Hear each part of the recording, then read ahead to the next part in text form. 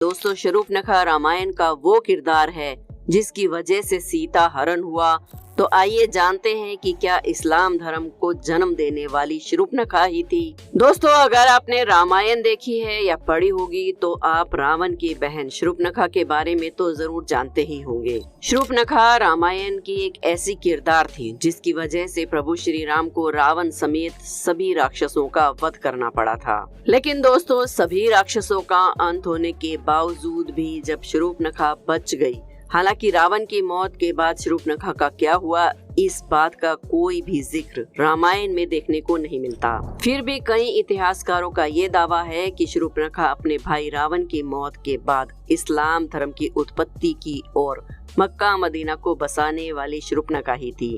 कई इतिहासकारों के मुताबिक तो ये भी बताया जाता है कि आज इस दुनिया में मौजूद सभी मुसलमान शूर्पणखा के ही वंशज हैं। दोस्तों, भले ही ये सारी बातें आपको एक कहानी की तरह लग रही होंगी, लेकिन आज के इस वीडियो में हम आपके सामने शूर्पणखा के कुछ ऐसे रहस्यों पर से पर्दा उठाने वाले हैं जिन्हें जानने के बाद आप भी दांतों तले उंगलियां दबा लेंगे। दोस्तों, रामायण के अनुसार हमें ये बताया जाता है कि जब रावण ने माता सीता का अपहरण किया था तो भगवान श्री राम ने माता सीता को आजाद कराने के लिए रावण समेत उसके पूरे वंश का नाश कर दिया था। हालांकि इन सभी राक्षसों में रावण का छोटा भाई विभीषण हमेशा धर्म के रास्ते पर ही चलता था और विभीषण ने इसी तरह धर्म का साथ देते हुए अपने भाई रावण की बजाय प्रभु श्री राम की सेना को चुना। इसके बाद जब प्रभु श्री राम ने रावण का वध करके माता सीता को आजाद कराया था तो उन्होंने लंका का सारा राजपाट और जिम्मेदारियां विभीषण को सौंप दी थी। लेकिन उसके बाद शूर्पणखा कहाँ गई और आखिर उसका क्या हुआ, इस बात का जिक्र हमें रामायण में किसी भी पन्ने पर नहीं मिलता है। दरअसल दोस्तों, जब शूर्पणखा भगवान श्री राम से आकर्षित होकर उनसे विवाह करने का प्रस्ताव लेकर आती है तो भगवान श्री राम शूर्पणखा से विवाह करने के लिए उसे साफ साफ मना कर देते हैं, क्योंकि भगवान राम पहले ही माता सीता से विवाह कर चुके थे। इसके बाद भगवान राम अपने छोटे भाई लक्ष्मण जी की तरफ इशारा करते हुए शूर्पणखा से कहते हैं कि आप चाहें तो मेरे छोटे भाई लक्ष्मण से विवाह करने के लिए पूछ सकती हैं। और फिर जब शूर्पणखा लक्ष्मण जी के पास विवाह का प्रस्ताव लेकर जाती है तो लक्ष्मण जी भी शूर्पणखा के इस प्रस्ताव को ठुकरा देते हैं, जिसके बाद शूर्पणखा भगवान श्री राम के पास जाकर माता सीता को बुरा भला कहने लगती है और भगवान राम को ये धमकी भी देती है कि अगर उन्होंने शूर्पणखा से विवाह नहीं किया तो वो माता सीता को मार देगी। इसके बाद जैसे ही शूर्पणखा माता सीता को मारने के लिए आगे बढ़ती है तभी लक्ष्मण जी माता सीता का बचाव करते हुए शूर्पणखा की नाक काट देते हैं। इसके बाद शूर्पणखा जब अपनी कटी हुई नाक लेकर भाई रावण के पास जाती है तो उसे सारी बात बताती है। तो रावण अपनी बहन के अपमान को सुनकर बेहद क्रोधित हो जाता है और माता सीता का अपहरण कर लेता है और फिर भगवान राम रावण को मृत्यु दंड की सजा देते हैं। लेकिन दोस्तों, हमेशा से ही लोगों के जहन में ये सवाल बना हुआ है कि इसके बाद शूर्पणखा का क्या हुआ। कई इतिहासकारों के मुताबिक ये बताया जाता है कि शूर्पणखा खुद को दुनिया की सबसे सुंदर स्त्री मानती थी और जब लक्ष्मण जी ने माता सीता के बचाव के लिए उसकी नाक काट दी तो वो अपने चेहरे को देखकर बहुत ही शर्म महसूस करती थी और नाक कटने के बाद वो हमेशा अपने चेहरे को एक काले कपड़े में छुपा कर रखती थी। शूर्पणखा को जब ये पता चला कि उसके सारे भाई प्रभु श्री राम के हाथों मारे जा चुके हैं तो उसने दैत्य गुरु शुक्राचार्य के पास जाने का फैसला किया और वहां जाकर उन्हीं के आश्रम में रहने लगी। शूर्पणखा और शुक्राचार्य दोनों ही राक्षसों के वंश को आगे बढ़ाना चाहते थे, जिसके लिए शुक्राचार्य ने भगवान शिव की कठोर तपस्या की। शुक्राचार्य जी की इस तपस्या से प्रसन्न होकर भगवान शिव ने उन्हें असुरों के अमर होने के बजाय वरदान के रूप में एक शिवलिंग दिया और ये भी कहा कि जिस दिन कोई वैष्णव यानी कि भगवान विष्णु के अवतार या फिर कोई ऐसा भक्त जो भगवान विष्णु को सच्चे दिल से मानता हो, अगर उसने इस शिवलिंग पर गंगा जल छिड़क दिया या उस पर दूध चढ़ा दिया तो उसी समय दुनिया से संपूर्ण राक्षस जाति का विनाश हो जाएगा। इसके बाद दैत्य गुरु शुक्राचार्य ने भगवान शिव के द्वारा दिए गए इस शिवलिंग को वैष्णव यानी कि हिंदुओं से दूर रखकर एक रेगिस्तान में स्थापित कर दिया, क्योंकि हिंदू धर्म का हर शख्स भगवान विष्णु को जरूर मानता है और अगर ऐसे में कोई हिंदू अगर उस शिवलिंग पर गंगा जल छिड़क देगा तो दुनिया से संपूर्ण राक्षस जाति का अंत हो जाता। इसलिए शुक्राचार्य जी ने इस शिवलिंग को दूर ले जाकर एक रेगिस्तान में इसकी स्थापना कर दी। और दोस्तों, रेगिस्तान में जिस जगह ये शिवलिंग स्थापित किया गया था उस जगह को आज हम सब मक्का मदीना के नाम से जानते हैं। दोस्तों, भले ही ये सारी बातें सुनने के बाद आपको हजम ना हो रही हो, लेकिन आपने कई विवादित बयानों में ये जरूर सुना होगा कि प्राचीन काल में यहाँ पर मक्केश्वर महादेव का एक मंदिर हुआ करता था, जहाँ भगवान शिव का एक शिवलिंग स्थापित था। दोस्तों, ये वही शिवलिंग है जिसे भगवान शिव ने दैत्यों के गुरु शुक्राचार्य को दिया था और इस शिवलिंग को दैत्य गुरु शुक्राचार्य ने हिंदुओं से छुपाने के लिए भारत से दूर सऊदी अरब में मक्का में स्थापित कर दिया था। शुक्राचार्य ने इस शिवलिंग को सऊदी अरब में इसलिए स्थापित किया था क्योंकि उन्हें ऐसा लगता था कि ये बात कभी किसी हिंदू को पता नहीं चलेगी और इससे राक्षसों का वंश भी सुरक्षित रहेगा और आगे बढ़ता जाएगा। आपको बता दें कि दैत्य गुरु शुक्राचार्य ने इस शिवलिंग की सुरक्षा का काम शूर्पणखा को ही सौंपा था। उस समय शूर्पणखा हमेशा ही अपने चेहरे को काले कपड़े से ढक कर रखा करती थी और फिर शूर्पणखा ने अपने वंश को आगे बढ़ाने के लिए कई बच्चों को जन्म दिया, जिसके बाद वही बच्चे आज शूर्पणखा की इस परंपरा को निभाते आ रहे हैं। दोस्तों, हम बात कर रहे हैं मुसलमानों की, क्योंकि आपने जब भी मुसलमान महिलाओं को देखा होगा तो ये गौर किया होगा कि वो हमेशा ही अपने चेहरे को ढक कर रखती हैं और इसके लिए वो बुर्का पहनती हैं।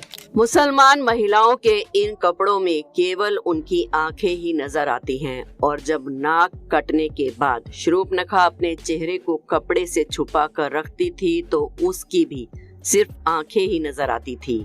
मक्का मदीना के मक्केश्वर महादेव का जो शिवलिंग है उसकी सुरक्षा के लिए शूर्पणखा ने वहीं पर रहना शुरू कर दिया था और मक्का मदीना आज दुनिया की एक ऐसी जगह बन चुका है जहां पर हिंदुओं का जाना साफ तौर पर मना है। इसके अलावा दोस्तों, बताया ये भी जाता है कि सऊदी अरब में जिस जगह पर मक्का मदीना मौजूद है उसके आसपास तक की सभी जगहों पर भी हिंदुओं के रहने की इजाजत बिल्कुल भी नहीं है। मक्का मदीना में रहकर ही शूर्पणखा ने अपने वंश को आगे बढ़ाया और नई नई परंपराओं का निर्माण किया। इनमें से एक परंपरा थी बुर्का पहनने की और ये रिवाज शूर्पणखा के समय से ही चला आ रहा है। दोस्तों, ऐसा बताया जाता है कि द्वापर युग बीत जाने के बाद शूर्पणखा के वंशज आज के समय में इब्राहिम धर्म के अनुयायी हैं और इस वजह से इस्लाम धर्म में शुक्रवार को एक विशेष महत्व दिया जाता है। इस बात का जिक्र धार्मिक ग्रंथों में भी किया जा चुका है। अब दोस्तों, ये सारी बातें किनारे करके अगर इस कहानी पर गौर फरमाएं तो जरा एक बार सोच कर देखें कि आखिर कौन सी ऐसी वजह थी जिसके चलते किसी भी हिंदू का मक्का मदीना के अंदर जाना साफ तौर पर मना है और अगर कोई हिंदू चाहे भी तो मक्का मदीना के अंदर नहीं जा सकता। आखिर कौन सी वो चीजें हैं जो सभी हिंदुओं को मक्का मदीना के अंदर जाने से रोकती हैं?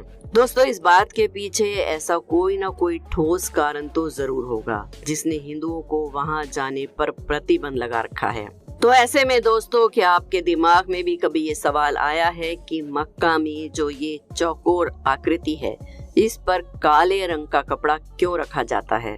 तो चलिए इस बारे में भी आपको आज जानकारी देते हैं। तो दोस्तों, ये जो काला रंग है ये संपूर्ण राक्षस जाति का प्रतीक माना जाता है और साथ ही किसी भी हिंदू को ये पता न चल जाए कि इस्लाम के अनुयायी भी हमारी तरह शिव जी की पूजा करते हैं या उसमें आस्था रखते हैं, इसके लिए काबा पर काले रंग का कपड़ा चढ़ाकर रखा जाता है। और काबा को काले रंग में ढकने की परंपरा इसलिए भी निभाई जाती है क्योंकि दोस्तों, शूर्पणखा यानी कि इस्लाम की देवी वो भी रामायण काल और उसके बाद अपने मुंह को काले रंग के कपड़े से ढक कर रखा करती थी और आज शूर्पणखा के वंश की महिलाएं भी काले रंग के बुर्के को ही पहनती हैं।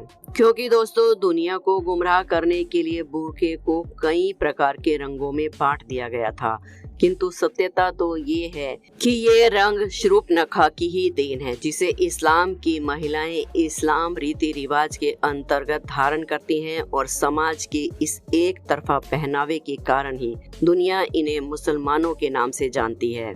दोस्तों इस्लाम धर्म में शुक्रवार को जुम्मा कहते हैं और इस दिन की महत्वता भी शुक्राचार्य जी के नाम के कारण ही है। शुक्राचार्य जी के नाम से ही शुक्रवार के दिन जुम्मा का दिन है और जुम्मे की नमाज इस्लाम धर्म में एक खास महत्व रखती है। इसके अलावा हम देखते हैं कि जहाँ जहाँ शिवलिंग स्थापित है वहाँ कोई ना कोई जलाशय अवश्य मौजूद है और मक्का में भी काबा के पास एक पवित्र कुआं है, जबकि बाकी मस्जिदों के पास ऐसी कोई भी जगह नहीं होती। हज करने गए मुसलमान इस जल को गंगा जल की तरह ही अपने साथ ले जाते हैं, जिसे वो जमजम का पानी कहते हैं। दोस्तों मक्का में शिवलिंग है या नहीं ये तो स्पष्ट रूप से हम नहीं कह सकते, परंतु इस्लाम के धार्मिक चिन्ह, परंपराएं, रीति रिवाज और व्यवहार ये अवश्य साबित करते हैं कि कहीं न कहीं मुसलमान वैदिक संस्कृति से जुड़े हुए हैं। अगर हम हर बात की तरफ ध्यान दें और गौर से देखें तो ये बातें सब एक ही तरफ इशारा करती हैं कि शायद मुसलमानों का शूर्पणखा के वंशज होने वाली ये बात हकीकत हो सकती है और सारे मुसलमान इस बात से डरते हैं कि अगर कोई हिंदू गलती से भी मक्का मदीना के अंदर चला गया और उसने शिवलिंग पर गंगा जल या फिर दूध छिड़क दिया तो सारी राक्षस जाति का अंत हो जाएगा। तो ये राक्षस कोई और नहीं बल्कि शूर्पणखा के ही वंशज हैं। भले ही ये सारी बातें आपको हैरान कर रही हों, लेकिन शायद ये सच भी हो सकती हैं, क्योंकि इस दुनिया का सबसे पहला धर्म सनातन धर्म ही है, यानी कि इस दुनिया में मौजूद हर एक व्यक्ति सनातन धर्म से जरूर ताल्लुक रखता है और हमारे ईश्वर भी सनातन धर्म से ही ताल्लुक रखते थे। दोस्तों ठीक ऐसा ही प्राचीन समय में भी हुआ करता था। कुछ लोग मिलकर अपने अलग अलग नियमों और परंपराओं को बना लिया करते थे और धीरे धीरे कबीले बनते गए और इसी तरह से जातियों में वो तब्दील होते गए, जिससे आगे चलकर अनेकों धर्मों की उत्पत्ति हुई। लेकिन दोस्तों इस्लाम धर्म की हकीकत भरे इस सच पर आज भी कई हिंदू सवाल उठाते हैं कि आखिर उन्हें मक्का मदीना के अंदर क्यों नहीं जाने दिया जाता। वैसे दोस्तों कमेंट्स करके बताइए कि आपको क्या लगता है, मक्का मदीना के बारे में कही जाने वाली ये सारी बातें क्या सच हो सकती हैं? क्या शूर्पणखा ने ही मक्का मदीना को बसाया था? क्या जहां आज काबा है वहां मक्केश्वर मंदिर कभी हुआ करता था या ये सिर्फ एक कल्पना मात्र है? आपकी जो भी राय हो हमें कमेंट सेक्शन में जरूर बताएं। वीडियो को एक लाइक जरूर करें, चैनल को सब्सक्राइब करना बिल्कुल ना भूलें और कमेंट्स में हर हर महादेव जरूर लिखें। कल फिर मिलेंगे एक और वीडियो में। जय महाकाल।